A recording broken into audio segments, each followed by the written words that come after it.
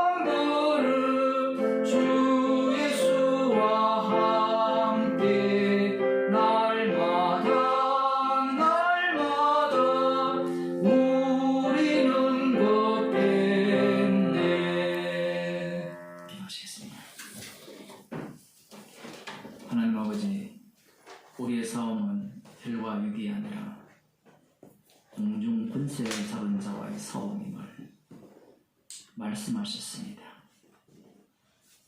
우리의 육이 무너지고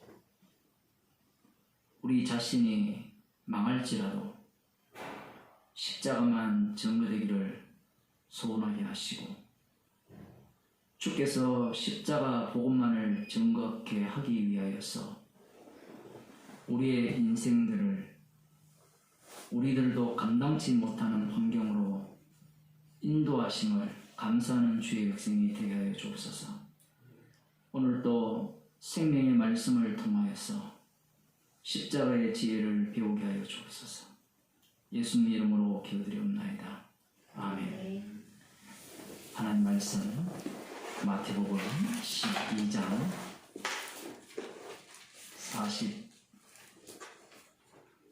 43절에서 45절 말씀을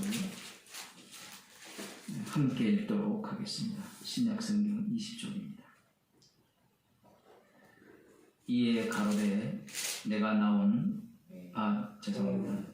더러운 귀신이 사람에게서 나갔을 때에 물 없는 곳으로 다니며 쉬기를 구하되 얻지 못하고, 이에 가로되 내가 나온 내 집으로 돌아가리라 하고 와보니 그 집이 비고 소재되고 수리되었거늘, 이에 가서 저보다 더 악한 귀신 7을 데리고 들어가서 가니 그 사람의 나중 형편이 전보다 더욱 심하게 되느니라.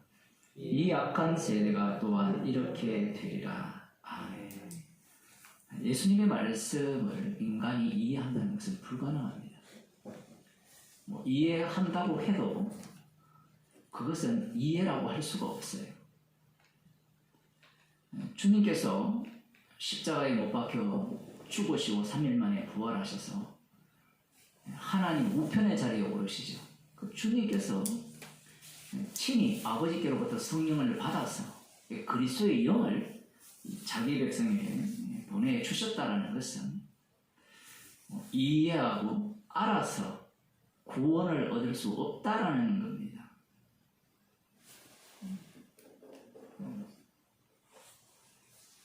정말 놀라운 것은 말씀은 십자가를 증거하고 있고 십자가를 증거하는 말씀의 내용들을 정리하는 순간 그것은 사람의 지혜가 돼요.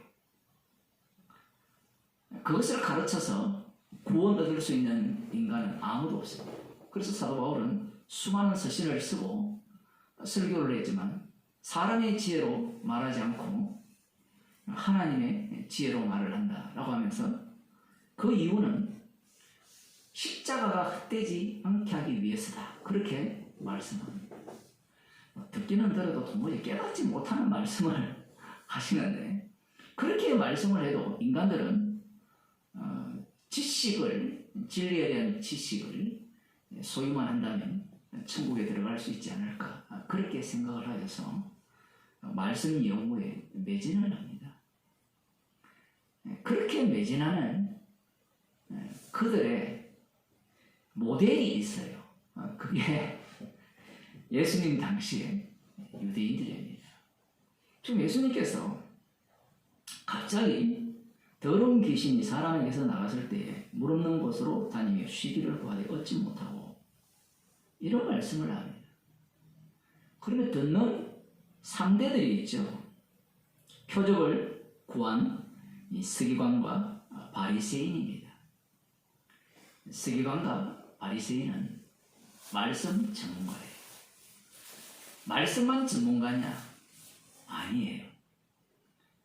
행동으로 실천하는 사람입니다. 이런 얘기를 하면 안 믿으시는데 우리들이 그렇게 좋아하는 사람들이에요. 가령 목사가 저를 예를 들면 복음을 전한다 했을 때 야, 저 목사는 복음도 잘 전하고 말씀대로 산다. 그런 목사를 원하잖아요. 그죠? 그렇게 안 원하는 사람이 없다니까요. 우리의 마음 자체가 육이기 때문에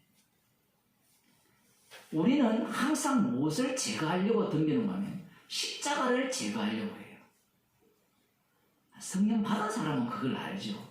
성령 받지 못한 사람들은 뭘 자꾸 요청하는가 하면 행위를 자꾸 요청을 해요. 행위를. 십자가의 피를 어찌 되어진지 제거하려고 해요.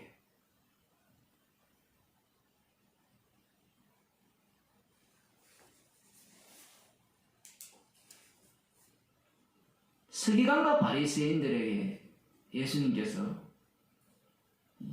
한 비유는 아니고 실제 상황을 말씀하시는 겁니다. 그런데 우리는 갑자기 뜬금없이 표적을 구하는 이들에게 예수님께서 요나의 표적을 말씀하시고 심판날에 니느웨에 선 사람들이 너희를 심판하고 그리고 이 남방 요한이 일어나서 이 세대 사람을 정죄할 것이다. 이렇게 말씀을 하신 이후에 더러운 귀신 이야기를 하는 겁니다. 그 서기관과 바리새인들 입장에서는 더러운 귀신이 무엇이냐라고 하면 이 악신이죠. 악신. 악신 들린 대표적인 인물이 있잖아요. 구약에 보면 사울왕. 악신 들리니까 어떻습니까? 우리가 요즘 흔히 말하는 미친 짓을 하죠. 누구에 대해서?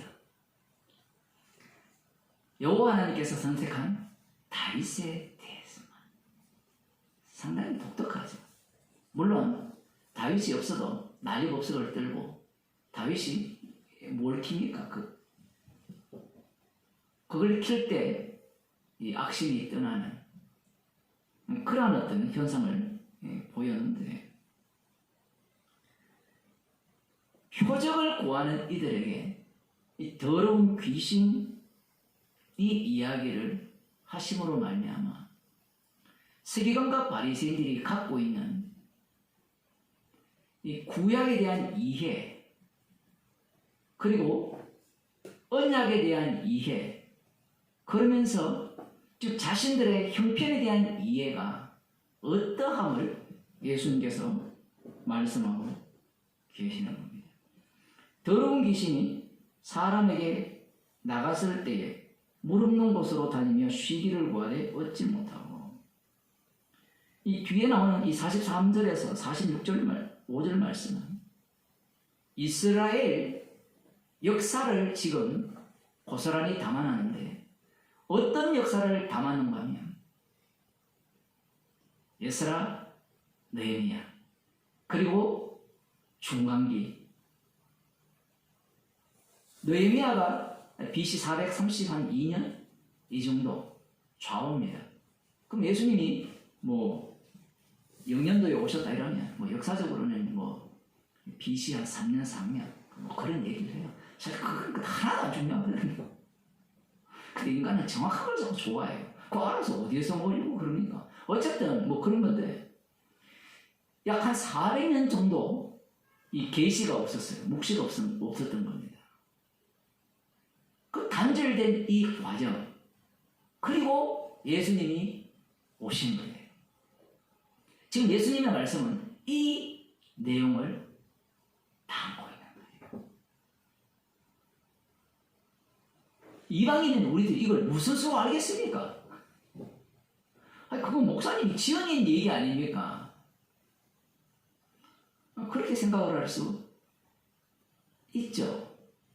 그런데 지금 서기관과 바리새인이 언제 만들어집니까? 뭐 BC 뭐 160년, 165년 그 좌우 뭐 그 전일 수도 있고 대충 뭐 그 정도잖아요. 이 서기관과 바리새인들을 누가 만듭니까? 저거들이 만들어요? 아니죠.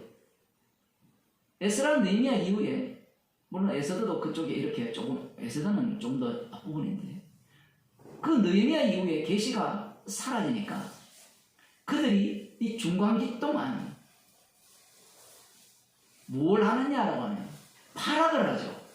발악을 하는데 어떻게 발악을 하느냐? 한쪽은 바리새파가 만들어지고 한쪽은 사두개파가 만들어지고 다른 한쪽은 에센파가 만들어지고 그 경건주의자들이 만들어지고 다른 한쪽은 이 젤로땅이라고 이 정치적으로 눈에 보이는 메시아 왕국을 나의 손으로 나의 힘으로 건립하자.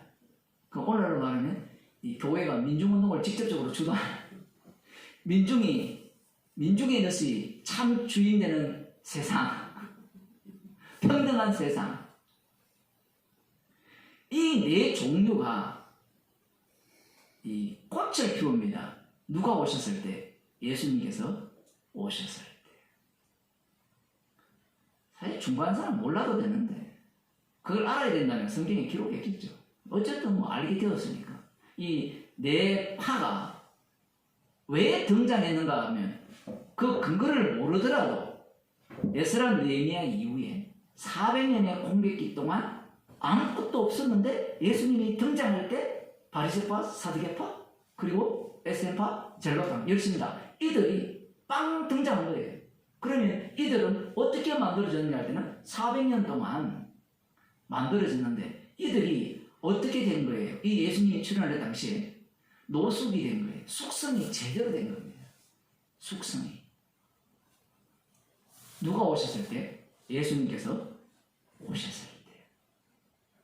특히 이쪽에서 이 서기관과 바리새인들은 보통 사람들이 아니죠.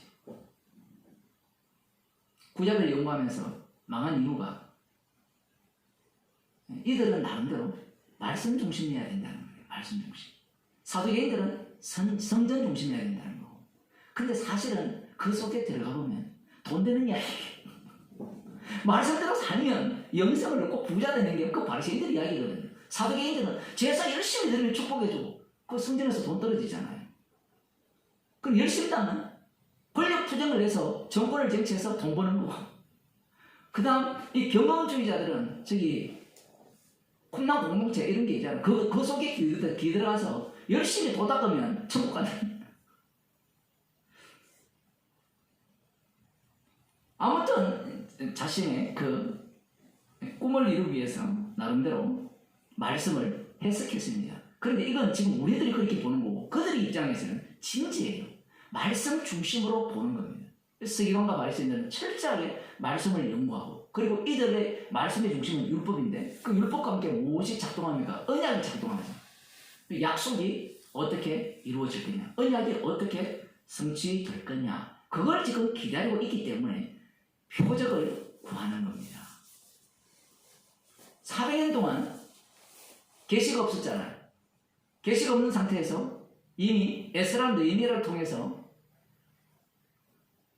하나님께서 제대로 된 개혁 정신을 발현한 이후에 그 개혁 정신을 끝까지 밀어붙이는데 네파가 나왔어요. 어쨌든 네파가 나왔는데 그 중에 하나가 이 바리새파인데 이들이 이 누구를 계승했냐 하면 에스라와 느헤미야를 계승한 겁니다. 그러면 에스라 느헤미야의 내용이 뭐냐면 간단하게 말씀드리면 에스라는 성전 건립이 중단되었는데 성전을 드디어 완공하여서 하나님께 봉헌해 드렸다. 그게 에스라 이야기고 그 에스라가 나중에 9장 10장에 가면 개혁을 합니다. 조금 이따가 살펴보겠지만 그리고 느헤미야는 뭐냐 할 때는 에스라는 2차 포로 돌아오는 거기에 포함됐다면 느헤미야는 3차라 그래요. 뭐 이게 정확하냐 아니야 그거 여러분 찾아보시면 되고 3차 때 느헤미야가 돌아오는데 이 느헤미야가 돌아와서 하는 일은 예루살렘 성벽을 이제 제대로 재건하여서 완공을 하는데 멈췄다가 제대로 완공을 하면서 이후에 이제 에스라가 대대적인 성전도 세워지고 성벽도 세워진 상태에서 이제 기초가 만들어졌죠. 요즘 민수기 듣고 있잖아요. 민수기 그걸 기억하면 돼요.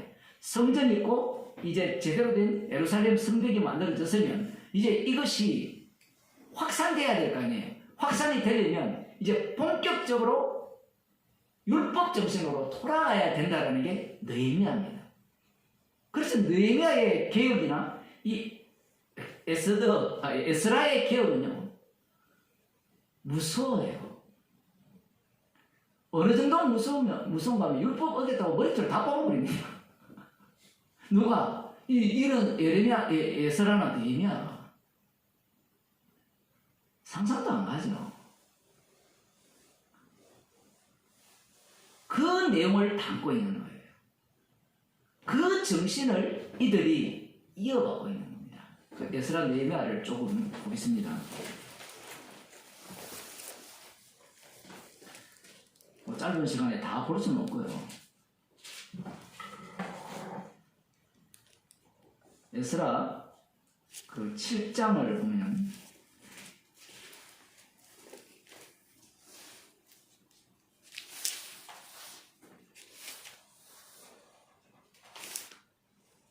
크게 보면 에스라가 8절에 보면 이 에스라가 올라왔으니 왕의 7년 5월이라 정월 초하루에 바벨론의 길을 떠났고 그 6장 16절을 보면 이스라엘 자손과 제사장들과 레위 사람들과 기타 사로잡혔던 자의 자손이 절거히 하나님의 전 봉헌식을 행하니 이때가 바로 BC 516년입니다. 586년에 남유다가 멸망당했잖아요. 그죠? 멸망당한 이후에 70년 만에 성전이 재건되고 그 70년에 성취가 지금 이렇게 되는 겁니다. 그것이 71회로 바뀌는데 이후에 이제 에스라가 돌아오는데 그 에스라가 어떤 일을 하느냐 10장에 보게 되면 이런 말씀이 나옵니다. 에스라가 하나님의 전 앞에 아무튼 앞부분에도 그런 내용이죠. 15절에 9장 15절에 이스라엘 하나님 여호와여 주는 의롭도소이다. 우리가 남아 피한 것이 오늘날과 같사옵거늘 도리어 주께 범죄하여 싸우니 이로 인하여 주 앞에 한 사람도 감히 서지 못하겠나이다. 에스라가 하나님의 전 앞에서 엎드려 울며 기도하며 죄를 자복할 때에 많은 백성이 심히 통곡하며 이스라엘 중에서 백성의 남녀와 어린 아이의 큰 무리가 그 앞에 모인지라. 엘람 사람 중 유엘의 아들 스가냐가 에스라에게 이르되 우리가 우리 하나님께 범죄하여 이 땅 이방 여자를 취하여 아내를 삼아서나 이스라엘에게 오히려 소망이 있는 곧 내 주의 교훈을 쫓으며 우리 하나님의 명령을 떨며 준행하는 자의 의논을 쫓아 이 모든 아내와 그 소생을 다 내어보내기로 우리 하나님과 언약을 세우고 율법대로 행할 것이라. 이는 당신의 주장할 일이 일어나소서. 우리가 도우니 힘써 행하소서. 왜 이 이야기를 하는가 하면 이스라엘 백성들이 약속의 땅에 들어가서 율법에 순종하지 않았습니다. 이방 여인과 결혼해서 우상숭배 속으로 빠져들어가서 멸망당했거든요. 그 대표적인 인물이 누굽니까? 솔로몬 왕이에요. 그래서 지금 포로에서 돌아온 자들이 성전이 완공되고 그리고 예루살렘 성벽이 이렇게 재건된 이후에 이러한 어떤 개혁을 하는 겁니다. 그러면 자기들이 왜 멸망했는지를 알잖아요. 그러면 그 멸망했는지를 아는 그들이 돌아와서 마음에 다짐을 하고 다짐을 나눕니다. 물론 개판인데 개판인 그들을 이 에스라와 나서서 이 개혁을 하는 거예요. 그 개혁주의가 다 여기에서 나왔거든요. 그럼 어디로 가자라는 겁니까? 신명기 정신으로 돌아가자는 거예요. 신명기 정신으로. 그렇게 돌아간다면 하나님께서 아브라함과 이삭과 야곱에게 언약하신 그 강대한 나라, 언약의 나라, 약속의 땅에서 이루어질 이제 이사야 선지자로 예언된 메시아 왕국이 도래할 것이라는 그 기대를 품고 지금 이들이 개혁에 동참하는 겁니다. 그럼 이들의 행동이 옳아요? 잘못되었어요? 옳죠. 옳은 거예요. 이건 구약이기 때문에. 그런데 자기들이 하는 일이 어떤 상태로 갈지는 상상도 못한 겁니다. 하나님께서 이 일에 대해서 에스라, 느헤미야 너희들이 하는 일이 엉터리다 이렇게 말씀하지 않습니다. 분명히 에스라가 한 이 일은 분명히 율법대로 자신들이 멸망한 이유에 대해서 명확하게 알고 이방인을 제거하는 거예요. 그런 모습을 보입니다. 8절에 보면 누구든지 방백들과 장로들의 훈시를 쫓아 10장 8절이죠. 3일 내에 오지 아니하면 그 재산을 정몰하고 사로잡혔던 자의 회에서 쫓아내리라 하며 유다와 베냐민 모든 사람이 3일 내에 예루살렘에 모이니 때는 9월 20일이라 무리가 하나님의 전하 광장에 앉아서 이 일과 큰 비를 인하여 떨더니 제사장 에스라가 일어나서 저희에게 이르되 너희가 범죄하여 이방 여자로 아내를 삼아 이스라엘의 죄를 더하게 하였으니 이제 너희 열조의 하나님 앞에서 죄를 자복하고 그 뜻대로 행하여 이 땅 족속들과 이방인을 끊어버리라. 19절에 보면 저희가 다 손을 잡아 맹세하여 그 아내를 보내기로 하고 또 그 죄를 인하여 수양 하나를 속건제로 드렸습니다. 이렇게 이들은 에스라의 말을 따라서 아내를 쫓아버립니다. 자식까지 쫓아버려요. 우리가 보기에는 이게 단순한 것 같죠? 여기는 예배가 없어요. 정이 들었으면 데리고 살 수도 있잖아요. 이 정도로 이들은 이 결심이 강력했다는 겁니다. 강력하면서 어디를 기대하느냐라고 할 때는 이 선지자들이 예언한 그 하나님 나라, 그 나라가 여기에 지금 제2성전이 건립되고 그리고 예루살렘 이 성벽이 재건이 된 여기를 중심으로 이루어지기를 소망하는 겁니다. 이게 에스라라면 느헤미야는 이제 성벽 재건 중심인데 그 느헤미야 7장을 보겠습니다. 성이 건축되면 문짝들을 달고 이렇게 나오죠.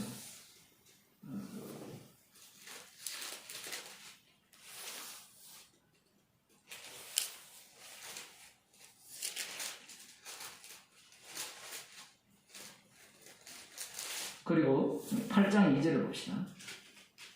8장 2절을 보면 1절부터 보면 이스라엘 자손이 그 본성에 가했더니 7월에 이르러는 모든 백성이 일제히 수문학 광장에 모여 학사 에스라에게 여호와께서 이스라엘에게 명하신 모세의 율법책을 가지고 오기를 청하며 7월 1일은 우리들이 잘 아는 나팔절입니다.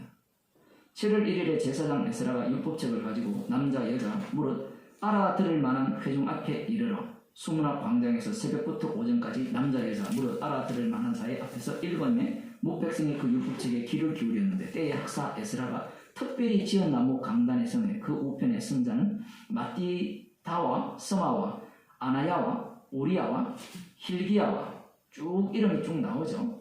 그 5절에 보면 학사 에스라가 모든 백성에 서서 저희 목전에 책을 펴니 책을 펼 때에 모든 백성이 일어섭니다. 아무튼 이런 모습들을 흉내내는 교회가 엄청 많습니다. 말씀을 펼 때 다 일어서서 그 예배드릴 때 일어서서 하는 거 처음에 그냥 나온 게 아니에요. 성경 보고 흉내내죠. 얼마나 감격스럽겠습니까? 우리가 말씀으로 돌아간다는 거. 에스라가 광대하신 하나님 여호와를 송축하니 모든 백성이 손을 들고 아멘 아멘 응답하고 몸을 굽혀 얼굴을 땅에 대고 여호와께 경배하느니라. 예서와 바니와 세대와 쭉 이름이 쭉 나오고요. 사박과 하난과 볼라야와 레이 사람들이 다 그 처소에 섰는 백성에게 율법을 깨닫게 하는데 하나님이 율법책을 낭독하고 그 뜻을 해석하여 백성으로 그 낭독하는 것을 다 깨닫게 하네.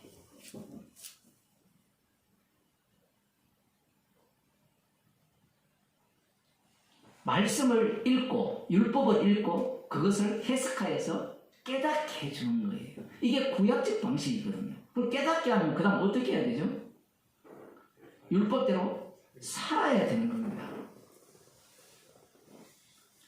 그래서 오늘은 너희 하나님 여호와의 성일이니 나팔절이니까 슬퍼하지 말며 울지 말라 하고 느헤미야가 또 이르기를 너희는 가서 살찐 것을 먹고 단 것을 마시되 예비치 못한 자에게는 너희가 나누어 주라. 이날은 우리 주의 성일이니 근심하지 말라. 여호와를 기뻐하는 것이 너희의 힘이니라. 쭉 나오고 13절에 그 이튿날 뭇백성의 족장들과 제사장들과 레위 사람들이 율법의 말씀을 밝히 알고자 하여 학사 에스라의 곳에 보여서 율법책을 본즉 여호와께서 모세로 명하시기를 이스라엘 자손은 7월 절기에 초막에 초막절은 7월 15일이죠. 그할지니라 하였고 또 일러스되 모든 성읍과 예루살렘의 공파에 이르기를 너희는 산에 가서 감람나무 가지와 화석류나무 가지와 종려나무 가지와 기타 무성한 나무 가지를 취하여 기록한 바를 따라 초막을 지어라. 초막절을 지키라는 겁니다. 그래서 실제로 이들은 17절에 보면 사로잡혔다가 돌아온 회 무리가 다 초막을 짓고 그 안에 가니 눈의 아들 요수아 때부터 그날까지 이스라엘 자손이 이같이 행함이 없었습니다. 초막절까지 지킵니다. 우리야 뭐 지킬 수 있죠. 뭐 이렇게 나오는데 지금 어떤 상황이에요? 바벨론 포로에 70년 동안 잡혀가다가 돌아왔잖아요. 그러면서 성전은 원래 솔로몬 성전, 그 휘황찬란한 성전은 무너지고 제2성전은 늙은 사람들이 솔로몬 성전을 본 사람들인데 제2성전이 건립되는 것은 젊은 애들은 뭣도 모르고 즐거워없이 하는데 늙은 사람들은 눈물을 흘리잖아요.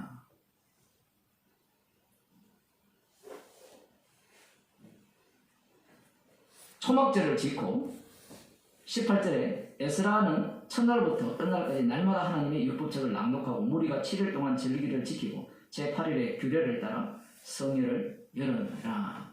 초막절 마지막 날도 안식일로 성회를 열었다. 이렇게 나옵니다. 그 율법책만 낭독만 했겠어요? 또 가르치고 지키고 어디서 많이 듣던 얘기죠. 이 정신을 누가 물려받아요? 바리새인과 세리관입니다. 그들이 물려받는 거예요. 재밌는 것은 에스라가 어떻게 해석했다는 내용은 없어요. 이런 게 성경이 재밌어요. 율법을 읽고 해석해 주는 게 있어야 되는데 사실 별거 없잖아요. 초막절을 지키라. 이게 다거든요. 이러한 어떤 이 배경이 이 서기관과 바리새인들의 배경인 겁니다. 그러니 그들의 정신이 얼마나 대단한 거예요. 그 에스라의 정신이죠. 에스라 느헤미야의 정신을 고스란히 물려받은 거예요. 계시가 없는 동안. 상당히 재밌죠. 그렇게 되면 자기들이 말씀 중심으로 간다는 자체가 에스라 느헤미야의 정신을 이어받았기 때문에 하나님의 뜻일까요? 아닐까요? 뜻인 겁니다. 그러면 단순히 율법대로 살자 이렇게 할 것이 아니라 반드시 뭘 해야 돼요? 에스라처럼 율법을 낭독하고 그 다음 해석하고 그 다음 지켜야 돼요. 이 세 가지 요소가 고스란히 담겨있어요.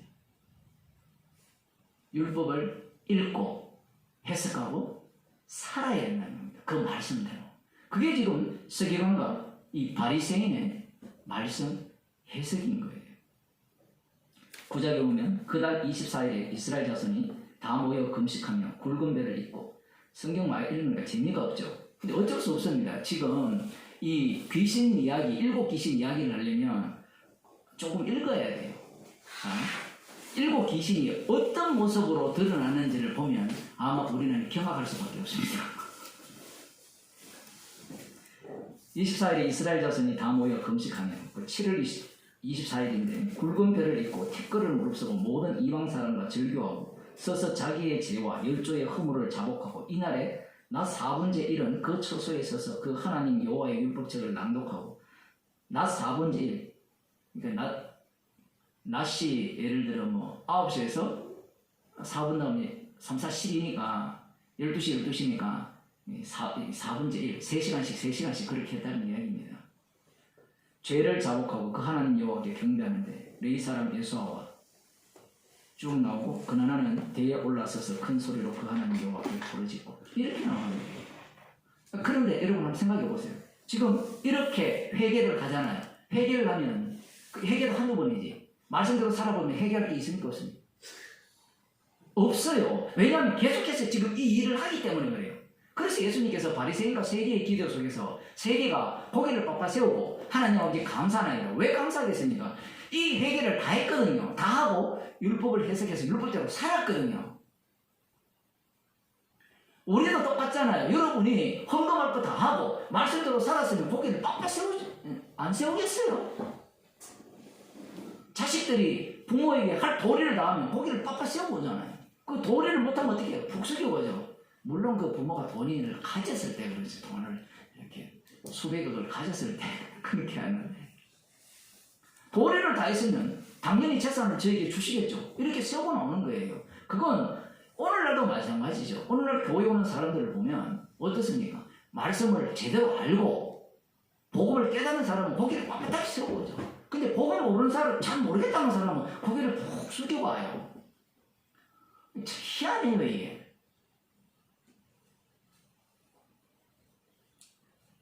결론부터 말씀드리면 그 복음을 안다는 사람은 7 귀신 들린 사람이에요. 충격적이에요. 7 귀신 들린 사람은 자기가 7 귀신 들렸다고 절대로 몰라요. 성령 받은 사람만 7 귀신 들렸다는 걸 알아요. 7 귀신이라는 것은 완벽하게 귀신 들렸다. 완벽하게 귀신 들렸으니까 이 완벽한 귀신은, 완벽한 악마는 누구를 공격하고 누구를 대적합니까? 하나님의 아들인 예수 그리스도를 대적하고 공격하죠. 십자가를 공격하는 겁니다. 십자가를 공격하니까 십자가를 제거하는 자리는 뭐예요? 지 행위를 다 집어넣어버리는 거예요. 나 복음 알아. 나 말씀대로 살아. 나 은혜를 알아. 주의 이름으로 선지자를 얻어하고 귀신 쫓아내고. 지금 한번 생각해 보세요. 지금 이 예수라 정신을 물려받았다면 얼마나 철저합니까? 마누라까지 아내까지 쫓아내는데 여러분이 아내를 버리겠습니까? 예수님이 뒤에 바로 나오거든요. 누가 내 모친이고 내 형제냐? 지금 그게 그냥 나온 게 아니에요. 이 에스라 정신이라니까요. 근데 에스라 정신을 어떻게 구현합니까? 지금 예수님께서. 다음 시간에 그걸 보겠지만 지금 이들이 말씀 속으로 율법대로 들어가는 겁니다.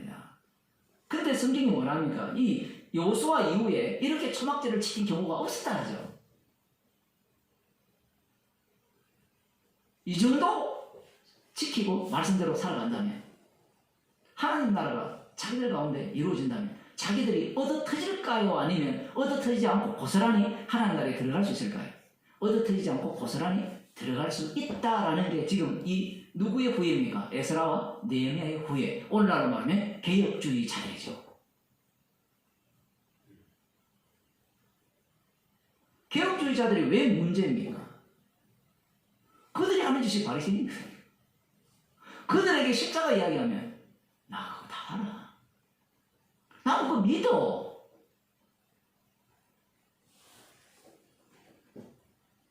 어떤 방식이에요? 지금 에스라 이 시대에 성령이 있습니까? 없습니까? 성령이 없죠. 성령이 없으니까 모든 것이 에스라가 가르치고 해석하고 적용을 하죠. 그런데 성령이 와버리면 이 모든 것이 소용이 있다 없다? 없다가 돼야 되는데 이걸 흉내내고 있어요. 이걸 오늘날 교회가 다 이걸 흉내내잖아요. 제가 왜 자꾸 이렇게 이런 곳에서 이렇게 열을 내느냐 하면 이 기독교 2000년뿐만 아니라 이 구약도 똑같아요. 물론 이들은 갇혀 있잖아요. 그 갇혀 있는 이들의 이 행위를 고스란히 오늘날 교회가 똑같이 한다는 거예요. 2000년 동안 말씀을 제대로 봐서 제대로 가르치고 제대로 요약해서 제대로 신학을 만들면 그걸 외우고 받아들이면 구원을 얻는다. 사실은 방금 말씀드렸지 그게 뭐가 된다고요? 돈이 되고 영생이 된다는 거잖아요. 그 짓을 지금까지 이전에 가톨릭하고 다 해온 거잖아요. 그렇게 해서 다 교회가 부자 되었잖아요. 여러분 유럽 여행 가보셨죠? 유튜브로. 네? 유럽 유튜브로 여행을 가보세요. 웬만한 데는 아름다운 성당과 이런 것들이 얼마나 많은지 몰라요. 핀란드 가면 루터파 교회가 얼마나 아름다운 저쪽에 비하면 하나도 안 한다는데 단순한데 꼭 우리 어릴 때 교회란 거 있죠. 예배당. 어제 제가 세브란스 병원 간다고 가보니까 거기에 감리교회가 아주 이렇게 성탑으로 예쁘게 있더라고요. 그런 모양이 한 100년 이상 된 교회들이 가득해요. 그 동네를 가면. 그들이 이렇게 말씀을 배워서 오늘 아까 제가 시작할 때 기도했듯이 우리는 망하고 다 사라지더라도 주의 이름만 십자가만 남겨지기를 소원합니다. 라고 했을까요? 아니에요. 인간은 말씀대로 배우고 말씀대로 살면 그 다음 나는 살 수 있다라고 주장을 하는 거예요. 복음을 전할 때 네가 십자가를 믿으면 구원을 얻으려 할 때 이 구원은 어떤 구원입니까? 주님과 함께 죽는 구원이잖아요. 이미 죽은 구원이고 그러면 너의 인생은 계속 사라져야 되는 인생이고 사라지면서 뭐만 남겨야 돼요? 영원한 말씀만 남겨야 될 거 아닙니까? 그러면 우리의 인생은 민수기를 보게 되면 계속해서 그들을 제거시키는 꼭 이거였대요. 우리 어릴 때 이 흙더미를 해놓고 나무 하나 꼽아놓고 빼기 하는 거 빼기 더하기가 아니라 다 빼버리면 뭐예요? 마지막 나무까지 확 무너지잖아요. 그게 성경이거든요. 십자가만 남겨라. 어느 누가 그 십자가만 남기기 위해서 주님을 믿겠습니까? 안 믿죠. 성령을 못 받으니까.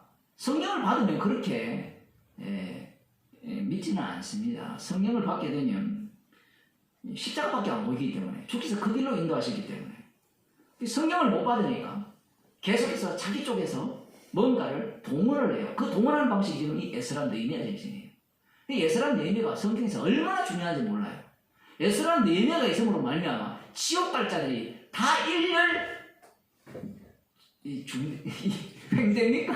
횡대입니까? 종대입니까?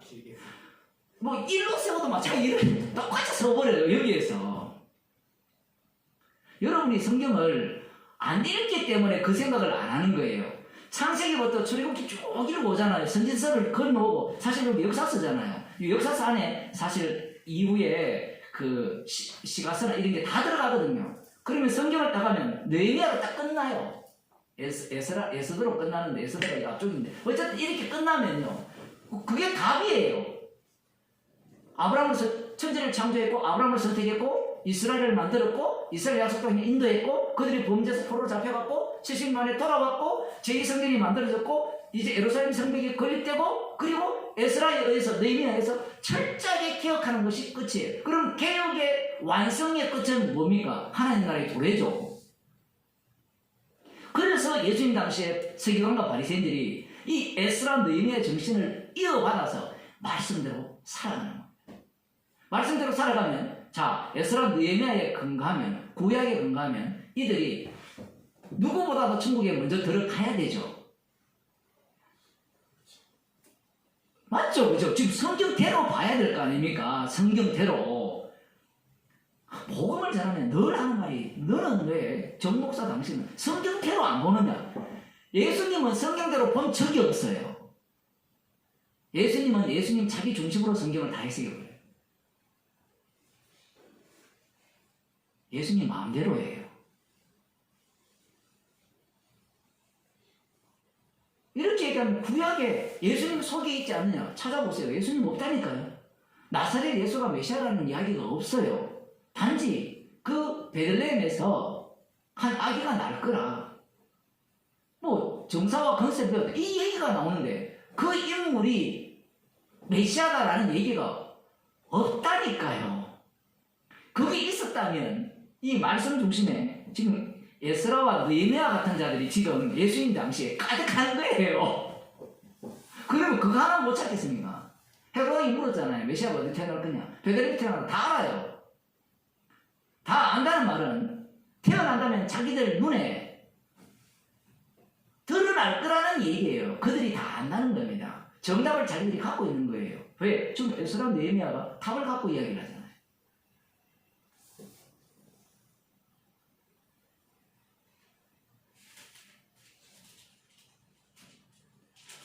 10장 29절을 보면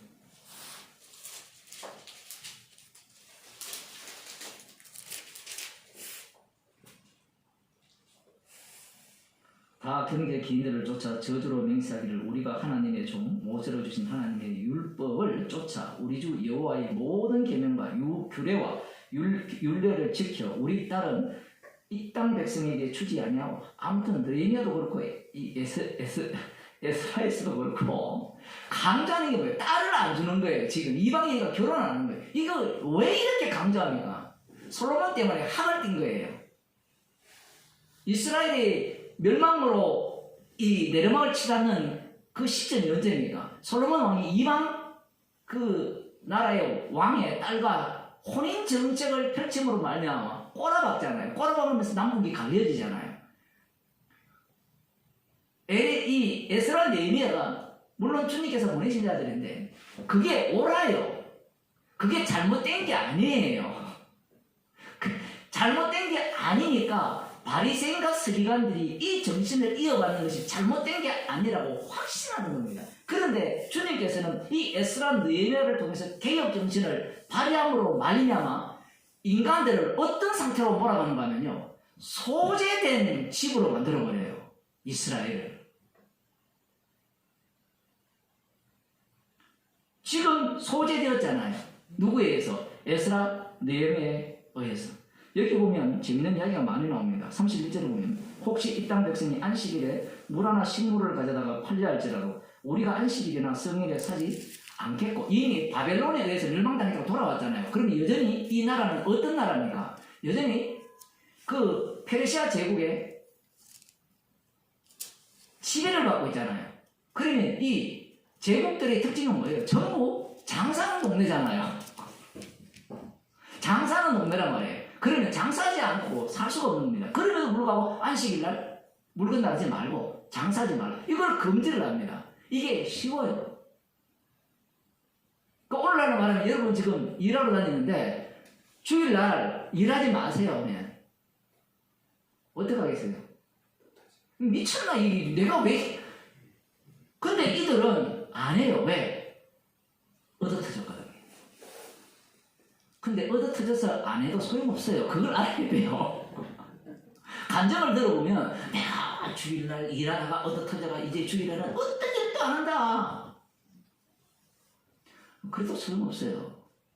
이번에 설날에 갔는데 어떤 분이 그 얘기하지 맙시다. 근데 중국에 있을 때 어떤 분이 자기가 간증을 하는데 자기는 13년 동안 14년 동안 설기도 한 번 안 빠졌대요.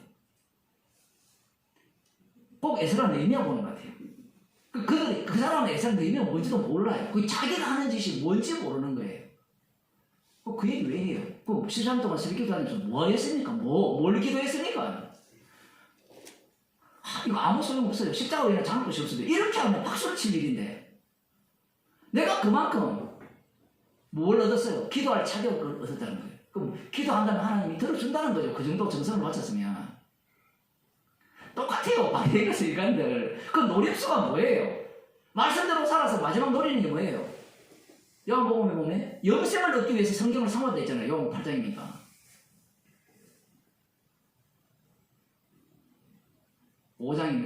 성경은 내게 대해서 전한다. 예수님께 전하는데 그들은 영생을 얻기 위해서 성경을 상고한 거예요. 누구 정신으로? 그냥 그 말이 그냥 나온 게 아니라 에스라와 느헤미야 정신을 갖고 나온 거예요. 우리가 볼 때는 바리새인들이 그냥 중간길을 통해서 그냥 그 세력 다툼에서 툭 튀어나왔다고 생각하는데 원래 그래요. 우리가 성경을 읽어보면 이 복음이 어떻게 이렇게 드러납니까? 인간들이 저거 마음대로 탐욕을 부리는 가운데 드러나거든요. 똑같아요, 그게. 그들이 그냥 나온 게 아니에요. 그래서 에스라 느헤미야를 보면 사복음서에 나오는 이 바리새인들이 서기관들이 왜 그렇게 말씀에 대해서 특심한 모습을 보이고 예수님이 하시는 그 말씀에 대해서 알레르기 반응을 보이면서 예수님을 죽이려고 하는가, 그 이유를 알 수 있는 겁니다. 우상을 섬기는 순간 그들은 다시 어디로 갑니까? 멸망당하거든요. 우상을 섬기. 예수님이 하나님이라고 해버리면 여호와는 하나님이 아니라가 돼요. 성경에 보면 유일신 한 분밖에 없어요. 나 외에는 다른 신을 섬기지 말라 했거든요. 뭐 창세기 1장에 보면 우리와 같은 형상을 따라 우리가 있으니까 삼일체라 그러는데 유대인들은 그걸 읽으면서도 그 생각했어요? 못했어요? 못했죠. 왜냐하면 천사들이기 때문에 그래요. 삼위가 하나라는 것은 신약에 들었어야 비로소 드러나요. 그러면 또 사람들이 이렇게 얘기합니다. 유대인들은 그걸 몰랐지. 그러면 느헤미야가 엉터리입니까? 그렇게 해석을 하면 안 돼요. 지금 이러한 어떤 정신, 그리고 그 뒤에 보면 정말 놀랍습니다. 35절에 보면 32절을 보면 31절 보시죠. 혹시 이 땅에서 백성이 안식일 요약이고 30 하반절은 우리가 안식일이나 성일에는 사지 않겠고 제 7년마다 땅을 쉬게 하고 안식년까지 지킵니다. 약속장 들어가서 안식년 안 지키는 건 한 번도 안 지키거든요. 이 정도를 지킨다는 것은 단단히 결심했어요. 또 그 위에 누가 있어요? 에스라와 같은 이 강력한 율법 정신의 소유자가 있는 겁니다. 마치 칼빈 정도 될까요? 그 당시에 종교개혁자들이 어떻게 했습니까? 말씀대로 살지 않으면 그냥 죽여버려요. 그거 알아요? 그렇게 했다니까요. 그것은 그전에 부교도 마찬가지였어요. 말씀대로 살지 않으면 죽여버립니다. 그게 우리가 볼 때는 이런 게 있습니다. 역사적으로 교인을 가장 많이 죽인 자들이 누군가 하면 교인들이에요. 그럼 다 아시죠? 기독교인을 가장 많이 죽인 자들이 기독교인이에요. 그 바탕이 어디냐? 그 근거가 어디냐? 여기 있어요. 느헤미야에 나와요. 말씀대로 살지 않는 자는 죽여버립니다. 안 죽였기 때문에 바벨론 포로로 잡혀간 거거든요. 상을 사전에 잘라버려야 돼요. 그래서 이 바리새인들을 보면 철저하게 배제하잖아요. 이 세리와 창기들을. 그 이유가 거기에 있는 거예요. 그냥 나 잘났다 하기 위해서 그렇게 한 게 아니에요. 제가 설교를 할 때 바리새인을 얕잡아 보지 말라 얘기하는 거 사람들이 무슨 말인지 못 알아들어요. 그 성경을 제대로 안 보는 겁니다. 자기들이 갖고 있는 전제를 갖고 계속 보니까 제가 아무리 말해도 못 알아듣죠. 지금 당신이 하는 짓이 바리새인 짓이라면 못 알아들어요. 말씀대로가 바리새인이라니까요. 성령이 오게 되면 내 하는 짓거리가 다 바리새인을 이렇게 밝혀져야 되는데, 드러나야 되는데 그게 안 드러나요.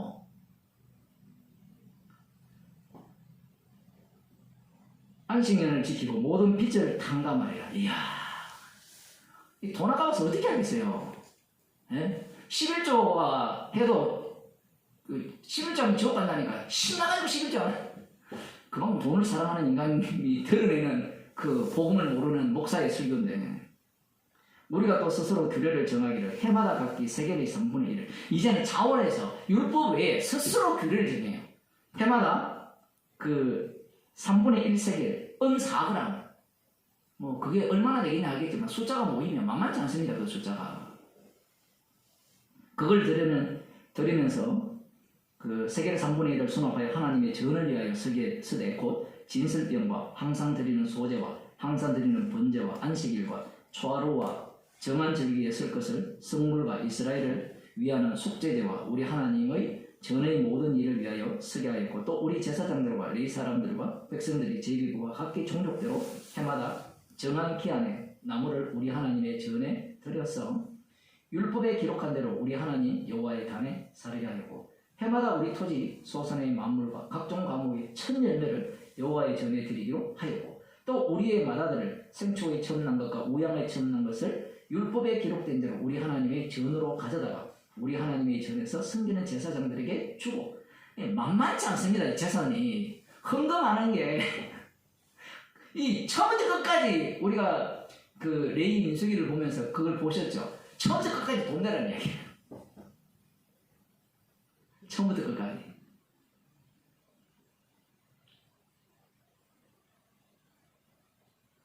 우리 하나님의 전에서 섬기는 제사장에게 주고 또 처음 이건 미래 가루와 거제물과 각종 과목의 열매와 새 포도주와 기름을 제사장들에게로 가져다가 우리 하나님의 전 골방에 두고 또 우리 물산의 11조를 레위 사람들에게 주리라 하였나니 이 레위 사람들은 우리의 모든 성읍에서 물산의 11조를 받는 자이며 레위 사람들이 11조를 받을 때에는 아론의 자손 제사장 하나가 함께 있을 것이요 레위 사람들은 그 11조의 10분의 1을 가져다가 우리 하나님의 전 골방 곳곳간에 두되 그 11조의 11조는 제사장에게 돌리라 했거든요. 그 율법을 그대로 다 지켜버립니다. 거기에서 플러스를 시켰죠. 물론 약간 제한적이죠. 왜냐하면 12지파 전체가 지금 없습니다. 유다와 베냐민 지파가 거기 돌아온 거거든요. 남유다만 돌아왔어요. 북이스라엘은 숙대같이 되었으니까. 어찌되었든 자기들 나름대로 그렇게 한 겁니다.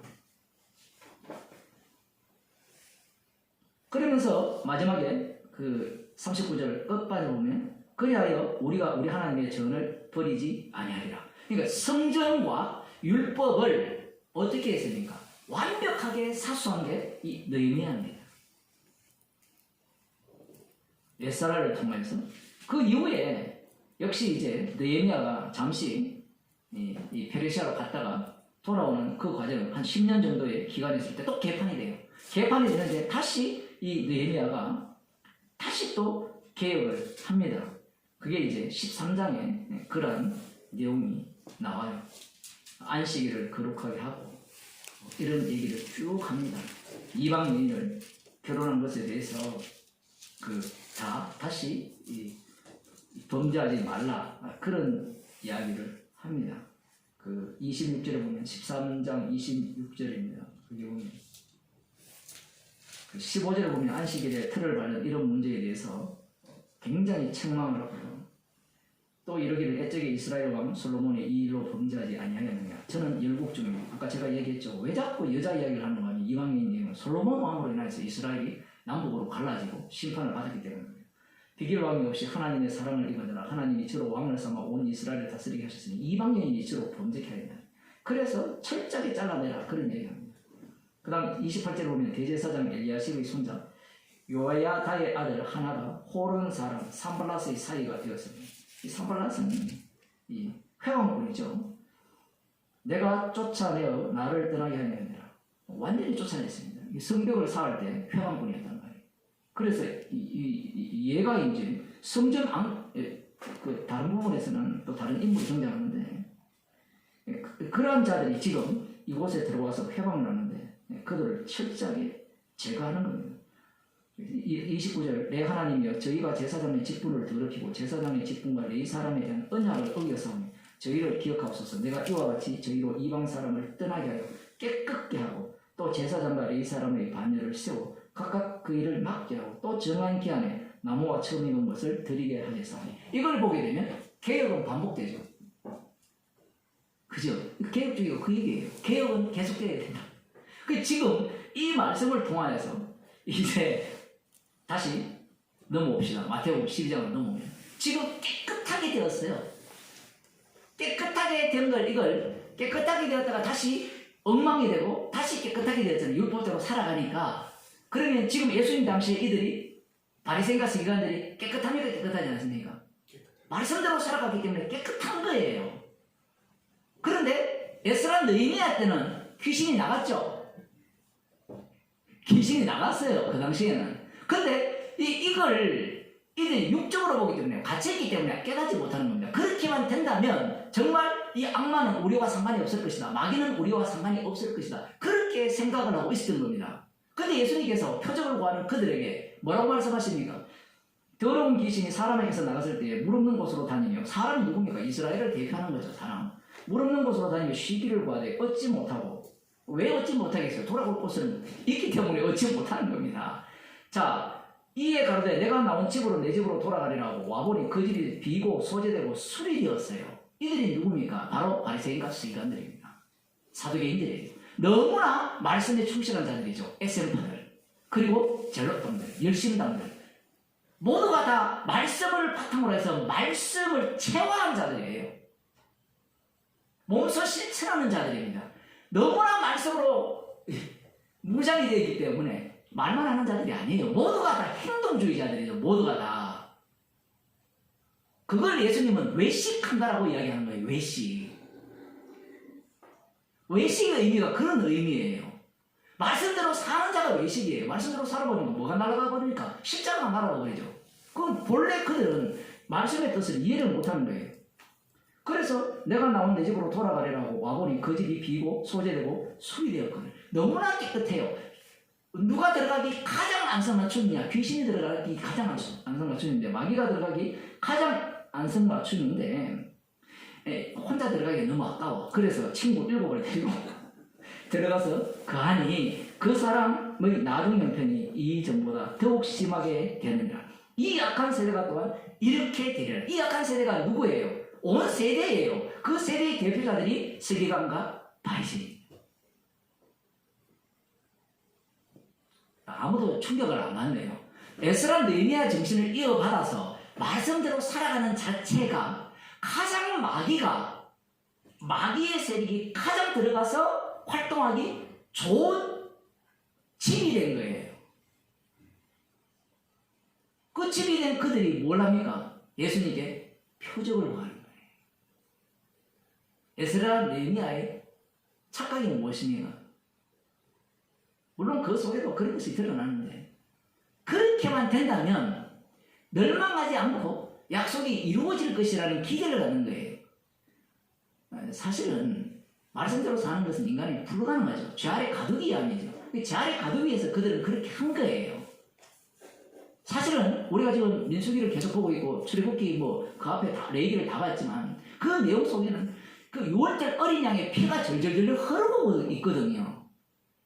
문제는 에스라 느헤미야조차도 하나님 위해서 세워졌는데 그렇게 하면 될 거라고 생각하는 겁니다. 그 시대에 그렇게 할 수밖에 없는 거고요. 그 정신을 이어받은 자들이 이 서기관과 바리새인들입니다. 이들이 표적을 구하는 거예요. 그럼 이들이 표적을 구한다는 것은 자기들이 알아먹는다는 거예요. 그 알아먹는 자들은 지금 어떤 상태입니까? 7 귀신이 들어와서 그들을 지금 갖고 노는 상태죠. 지금 7 귀신이 든 자들이 하는 짓이 뭡니까? 표적을 구하는 거예요. 보여주면 믿겠다는 이야기입니다. 이들에게, 7 귀신 든 자들에게 예수님의 말씀이 통합니까? 안 통하죠. 그 니네의 사람들이 너희를 심판한다면 핏이 묻겠죠. 왜 묻습니까? 7 귀신 들렸기 때문에. 근데 7 귀신 들린 모습이 어떻다고 했습니까? 말씀이 이런 거예요.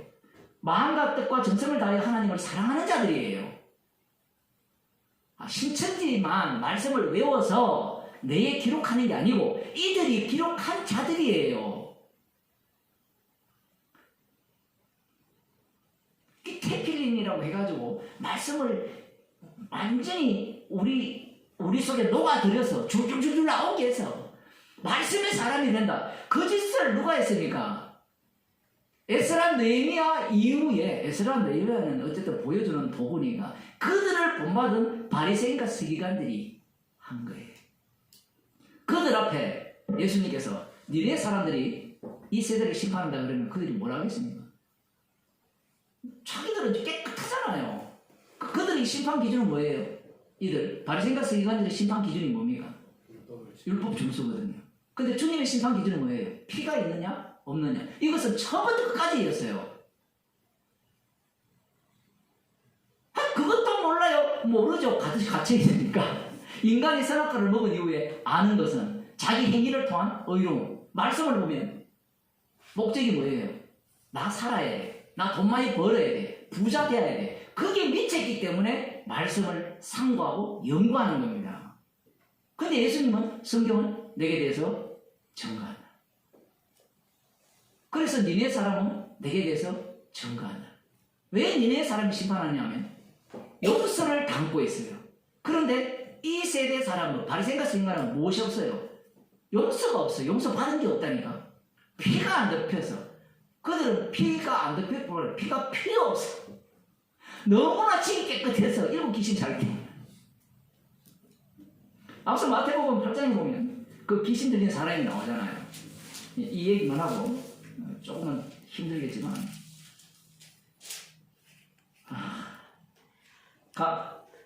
28절에 또 예수께서 건너편 가다라 지방에 가시며 귀신 들린 자 둘이 무덤 사이에서 나와 예수를 만나니 저희가 심히 사나워 아무도 그 길을 지나갈 수 없을 만하더라. 이 완전히 심히 사나워 계력을 발휘하는 거예요. 그 누가 봐도 미친 자잖아요.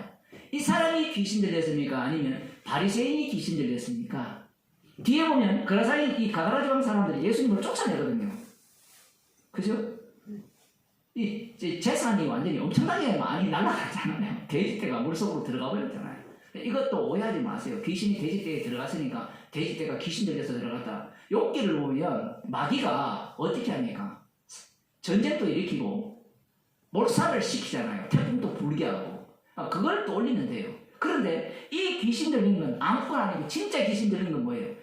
정신이 멀쩡하다는 그들이 예수님을 추방해버리죠. 지금 그 이야기라는 겁니다. 지금 여기에서 마태복음 12장에서 보게 되면 깨끗한 그들이 일곱 귀신 들렸다 했을 때 귀신이 들렸으니까 그 집이 지저분하겠네 이렇게 예상을 하는데 지저분하면 아까 가다라 지방에 있는 그 괴력을 발휘하는 그런 사람을 상상하잖아요.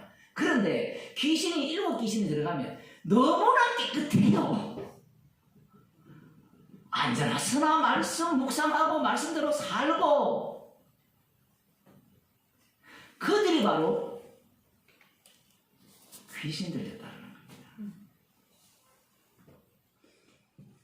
그 사람의 나중 형편이 전보다 더욱 심하게 되었다.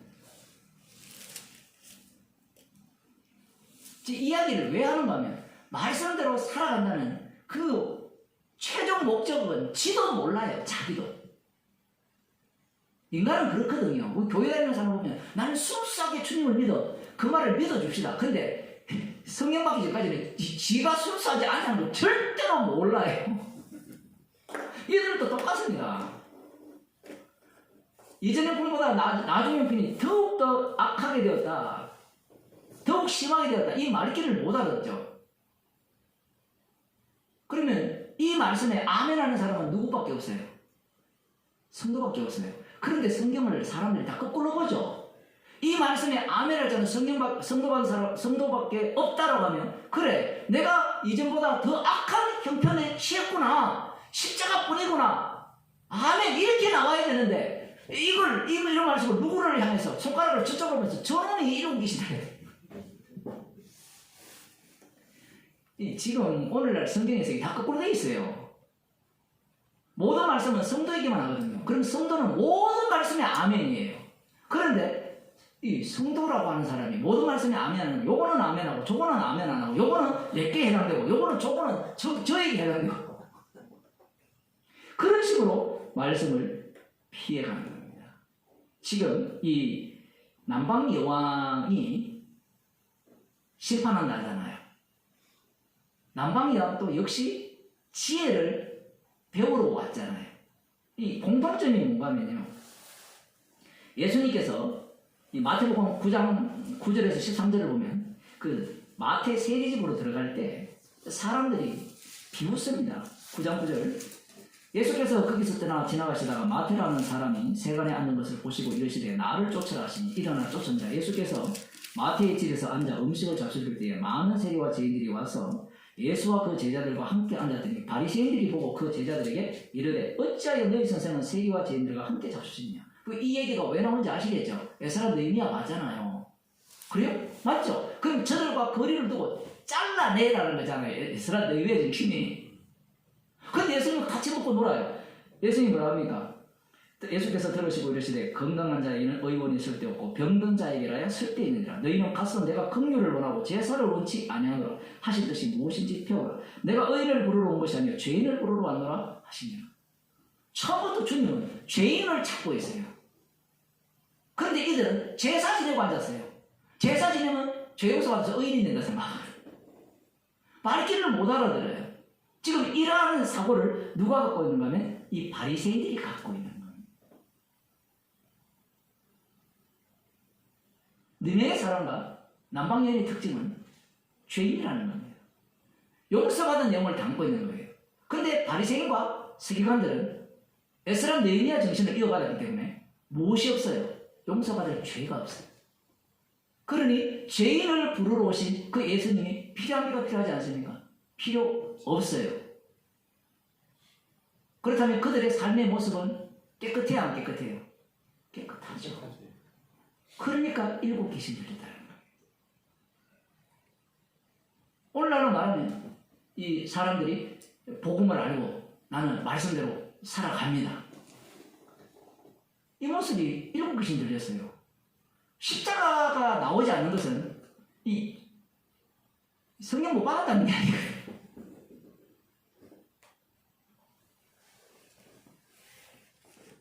기도하겠습니다. 하나님 아버지,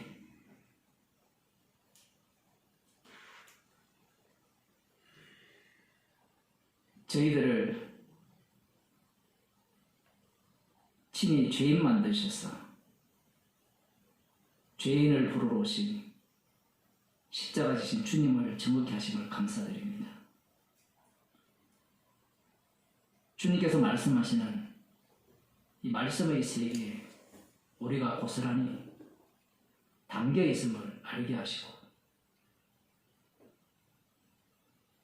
십자가 지신 주님만을 정복하기 위해서 우리를 불러주심을 감사드립니다.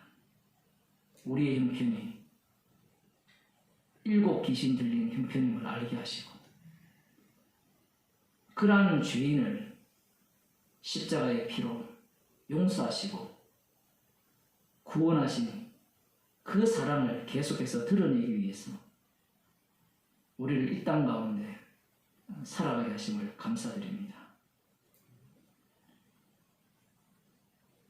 주께서 저희들을 긍휼히 여기시사 말씀 속으로 날마다 저희들을 인도하여 주옵소서.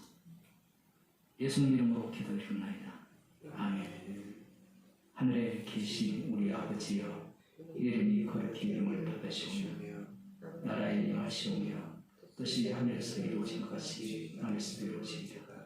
오늘날 우리에게 일용할 양식을 주시고 우리가 우리에게 죄진 자를 사하여 준 것 같이 우리 죄를 사하여 주시고 우리를 시험되게 하지 마옵시고 다만 악에서 구하소서. 대개 나라와 근세와 영광이